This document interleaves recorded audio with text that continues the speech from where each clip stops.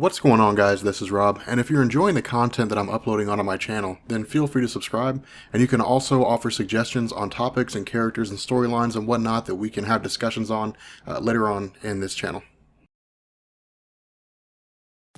Okay, so for this week's Nightwing video, or I guess for DC Rebirth, we're going to be covering Nightwing, but this is actually a one-shot, and the way this is done is actually really good, and this is one of the reasons why I really like DC Rebirth so far, because it really gives us like this whole cohesive thing. And I don't mean in the sense of like, you know, we know the Justice League is there, and Simon Baz and Jessica Cruz, we see them on the Justice League. I mean in terms of how the characters relate to one another. So, in the last couple of story arcs that we've done, really the first two story arcs for Nightwing, we had really covered like the Better Than Batman, which set the stage for Raptor, and then we did Rise of Raptor, which covered basically his origin, his backstory, and why it is that DC really seemed to be setting him up as the, you know, the antithesis of Nightwing himself. But what this does is this really follows up to that, but it focuses more on Superman. Not only that, it actually tells us that Superboy Prime is still a character that's in continuity. Now, when I say in continuity, I say that loosely, and we'll cross that bridge when we get to it. But for right now, this initially picks up with Nightwing fighting what appear to be robots with the other Titans around. Now, the kicker here is that we don't really see the full roster of the Titans. Instead, we really just have like Wally West, Nightwing,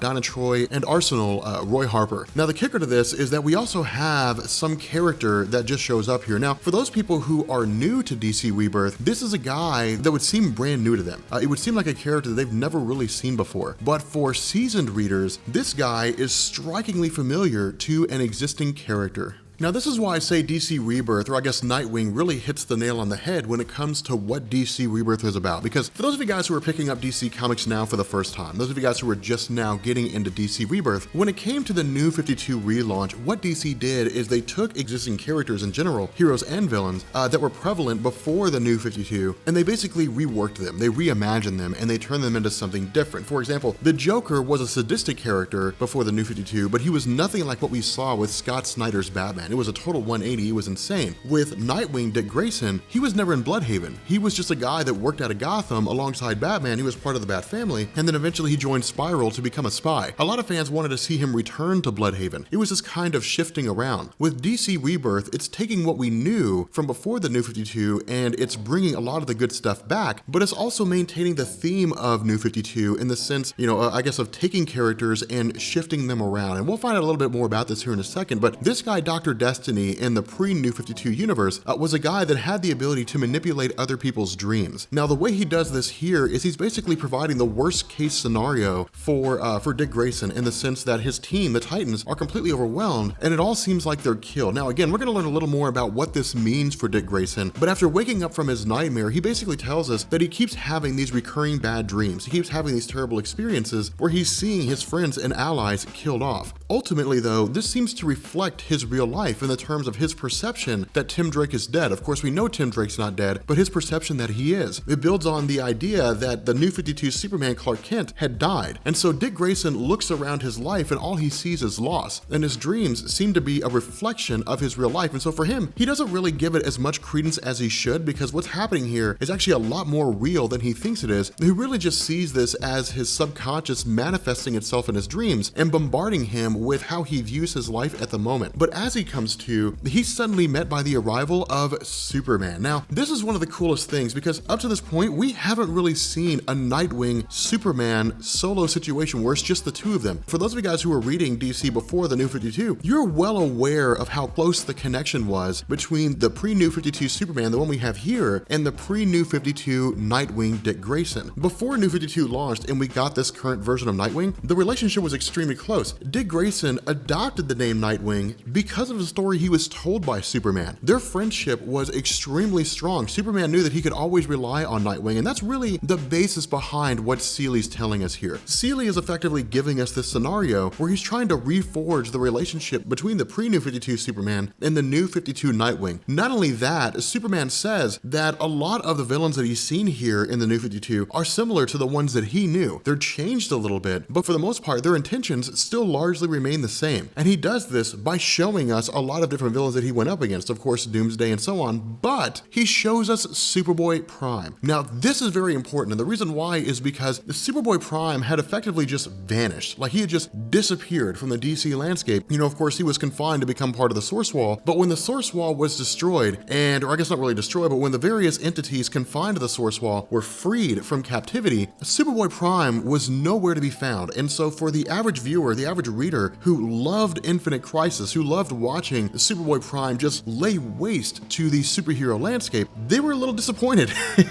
They were sad they didn't see him, because admittedly, I love the character of Superboy Prime. He's so dynamic in terms of how he views himself, his fall from grace while trying to keep himself, you know, from falling from grace. It's such a great change. I really love what Jeff Johns did with his writing. God, I really want to see Superboy Prime come back now that I talk about him. I really want to see him come back. Here's what I'm hoping, like to sidetrack here for a second, guys. Fanboy, here's what I'm hoping. I'm really hoping that we have like Dr. Manhattan leading this whole thing, and it leads to like DC Rebirth Crisis. That's what Faust called it. Faust was like, I can't believe I never thought of that before. It's like the like Rebirth Crisis or Crisis Rebirth or something along those lines. But like Dr. Manhattan basically assembles a litany of the most powerful foes to take on the Justice League and the various superheroes that exist right now, and Superboy Prime is one of them.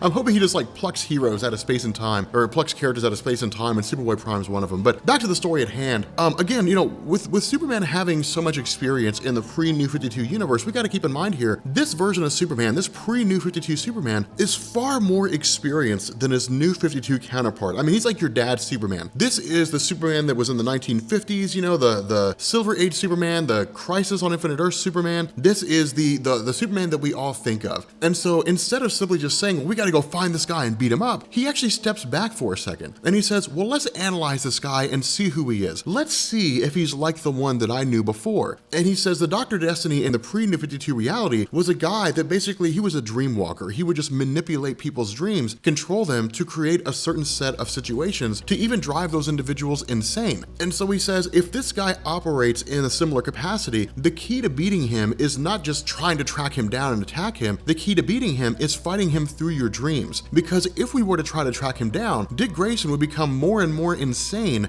just by virtue of his dreams being manipulated, because of the fact that Dr. Destiny may never be found. But what he says is this is really all about you conquering, you know, your worst fears as much as it is about beating him. Now, this is huge for Dick Grayson, because I wouldn't say that Dick Grayson is a guy that's governed by his fear, but I would say that fear is still very much a part of his character. And this is what Seeley's telling us. Seeley's telling us that, you know, everybody has fear. Batman conquered his fear in a lot of different ways, but it's still a part of who he is. The fear of losing Dick Grayson, the fear of losing Damian Wayne. That was one of the biggest talking points, one of the biggest emphasis on his character during the events of Rise of the Batman, during Detective Comics, when Tim Drake was believed to have been dead at the end of that story. And so the idea of taking you know, Nightwing and kind of moving him up to the level of Batman in terms of conquering his fear is a huge focal point. And so really, to me, seeing Superman and Nightwing together is just cool. It's just really fun. But as they start to peruse Nightwing's dreamscape, they begin to run into Dr. Destiny manipulating his own dreams. Now, the cool thing about this is that Dr. Destiny is aware of Superman being there. It's not like Superman's invisible to him, but Dr. Destiny doesn't care. And this shows us how Destiny views himself in relation to Nightwing, in the sense that he looks at Nightwing and says, up until this point, you've been weak in terms of your own dreams. You've never been able to stop me. What makes you think you can stop me now? And they're really, you know, the words of Dr. Destiny really seem to ring true, because when Nightwing tries to step in and save his friends from being killed in this dreamscape, he can't actually touch these enemies. He can't touch these monsters. And what Superman says is, this is you and how you perceive yourself. You perceive yourself as weak. You perceive yourself as helpless. And so in your own mind, you are weak and you are helpless. You cannot stop them. He says you have to turn this around. You have to correct this. Now, the reason why this is a really big deal is because this shows us how Nightwing views himself in relation to the rest of the world. When we sit down and we look at superheroes, right? You know, I mean, we think of crazy powerful beings. I mean, Superman is just wildly powerful in terms of what he can do. Granted, you know, with the New-52 Superman, he wasn't nearly as powerful as the pre-New-52 Superman that we have here. But in terms of just like Earth's hero roster, with the exception of people, you know, that can use magic, Superman is still one of the most formidable beings in existence, alongside the Green Lanterns and so on and so forth. But then you have Nightwing. He's got his, you know, his mind, you know, he has his detective skills from training under Batman for so long. He's got his training, but he can't go toe to toe with Superman. I mean, it's just not going to happen. It's just not the way it is. He doesn't have the experience to pull that off. But when he looks at himself, he doesn't see himself as someone who's still capable in his own right. He simply just says, I'm a weak guy. I can't really do anything in comparison to other people. I've lost people. I've lost friends. I've lost family. When it comes down to it, I don't have it where it counts. And this is why this pre-New-52 Superman is so important, because he says, yes, you do. You have it where it counts. When people need you, they can trust you. They rely on you. Now, he says this in several different ways. He says this because he's like, look at the Bat family around you. You know, he's like, let's take you to a place that's more familiar. Let's take you to a place that you know that you have colleagues, that you have people that you can trust. Let's take you to a place, you know, that I think you can call home. And what he does is he takes him to Bloodhaven. Now, the reason why he takes him to Bloodhaven is because, you know, this is really just Seeley setting the stage for Nightwing returning to Bloodhaven. But more so than that, it's a multifaceted thing. You know, Superman says in the pre-New-52, the Nightwing that I knew operated out of Bloodhaven. It was his place. It was his Gotham City. It was a place that he could call his own, and it was where he basically just kind of grew into his own person. And he says, we're going to take you there. We want you to go there. Like, you need to go to this location because it's where you will officially leave out from under the shadow of Batman, and you will become everything he is and more. Now, we know from the perception of Bruce Wayne, to kind of sidetrack here for a second, we know from the perception of Bruce Wayne, Dick Grayson is every bit as capable as Batman is. And Dick Grayson has been told this. Dick Grayson has been told by Batman, you're every bit as capable as I am. But there's a huge difference, and this is what Seeley's telling us, there's a huge difference between being told something and believing it by doing it. And that's what Dick Grayson needs. Dick Grayson needs to know he's as capable as Batman by having his own city to protect. And that's what he's getting here. When he initially shows up in Bloodhaven, you got Damian Wayne, you got Barbara Gordon, you got Batman. You know, you have Barbara Gordon and Damian Wayne practicing, you know, getting into a conflict with one another in terms of just training. And you got Batman overseeing everything. But Nightwing, when he arrives and when Dr. Destiny invades and tries to attack him,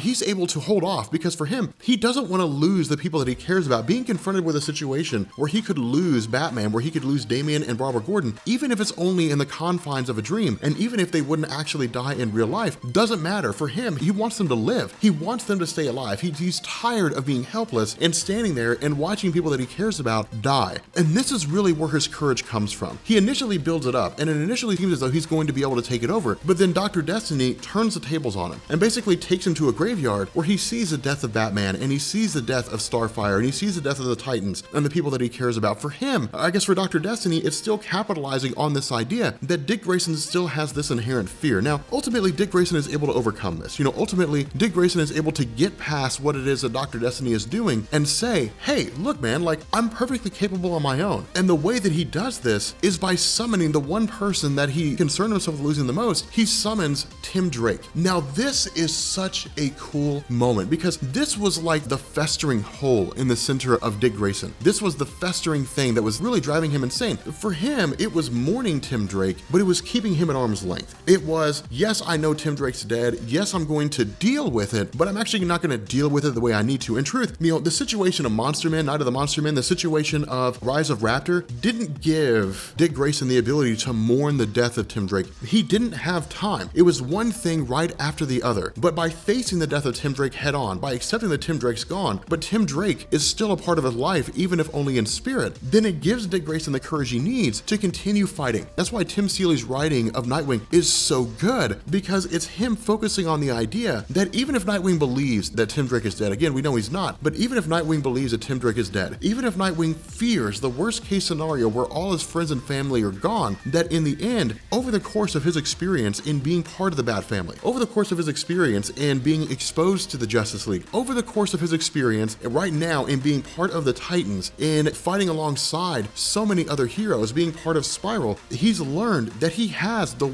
world in his corner, everyone in his corner, everyone's got his back. And the way this works is Superman effectively sits down and says, where I come from, your word is bond. If Nightwing says, hey guys, I trust this guy, then the superhero community trusts that guy, because Nightwing had sacrificed so much over the course of his publication history that he was one guy that people simply wouldn't distrust. They would say, if Nightwing says it's true, then it's true. And so Superman says, you hold that kind of level here. Yes, you faltered a bit, but when it comes to the Bat family, if you go to Batman and you say, this is a guy to be trusted, Batman will trust that guy because Batman trusts you. And that is one of the coolest things about this, because now it's Nightwing, it's Dick Grayson coming to the realization that he's important, that he matters for the superhero community. He's not just some guy out in, out on the outskirts, out in left field, fighting various people. It's him coming to the realization that everyone's in his corner, that he has a mountain of people he can trust. If he sends out an SOS to the superhero world and says, I'm taking on a foe that I can't beat on my own, I need help, the world will respond. And it's such a great feeling for him to have. And so again, ultimately he's able to hold off, against Dr. Destiny. He's able to take Dr. Destiny out in the dreamscape, and then he and Superman finally locate Dr. Destiny, and they learn this was really just a scheme of Cobra, that, after Nightwing had seemingly defeated them, that they had rallied against him. Now, of course, we also have the Justice League that comes in and they respond as well, and they deal with the remnants of Cobra, and they deal with Dr. Destiny and effectively take him away. But it's also important for Bruce Wayne, because with Superman standing alongside Nightwing in a time when he needed him most, with Superman being at home and realizing that he had sensed the presence of Dr. Destiny, that he had sensed Dr. Destiny's energy signature coming from some location, but also coming from the mind of Nightwing, and then rescuing Dick Grayson when he needed him most, it's basically Batman sitting down and say, okay, fine, I don't trust you 100%, because I'm Batman, I don't trust anybody 100%, but you saved the life of a guy of your own accord. Nightwing didn't call for your help, you realized he needed help, and you came to him when he needed you most. If you were a bad guy, you wouldn't have done that. You would have let Nightwing suffer. You would have let him presumably die in his own dream. No one would have known what had happened with the exception of you, but you saved him even though you didn't have to. And so it's really kind of, Bruce Wayne and Superman coming to a better understanding. Now, right now we know the two of them are coming to a much stronger understanding in the realm of Trinity. For those of you guys who aren't reading Trinity right now, you're missing out on one of the best books in DC Rebirth. Trinity is amazing. It's so good. But with Superman going his own way and Batman saying, hey man, I can take you back to Gotham, Nightwing says, actually, along the way, I'd like to stop and detour in Bloodhaven, which is effectively Seeley telling us Nightwing is returning to Bloodhaven. Now we know that because of the next story arc. We know he's going to be in Bloodhaven because of the next story arc, but it's basically, Seeley coming back and saying, the Nightwing that you remember from before the New-52, that Nightwing's coming back. The Nightwing that fought in Bloodhaven, the Nightwing that had his own villains, that Nightwing is making his return. It's been a slow process, but your patience has been rewarded, because the Dick Grayson that you've been wanting the entire time in the New-52 is now here. But with that being said, guys, we're gonna bring this video to an end. And this was a beautifully written story. I loved what Seeley did with this. I thought it was one of the best written stories to come out of DC Rebirth so far. But if you are new here to Comics Explained, make sure you guys hit the subscribe button to become part of the Rob Corps. And if you guys enjoyed this video, make sure you drop a like, hit that like button, and yeah, leave a comment down below. Let me know what you think about Nightwing so far in DC Rebirth, because initially I didn't pick it up because I didn't think that Nightwing was really a character that I would normally pay attention to. But after grabbing it and reading it, I was like, oh my God, these are some great stories. Like, these are some incredibly beautifully written stories, and I really love what was being done here. But yeah, with that being said, we're gonna bring this video to an end, and I will catch you all later. Peace.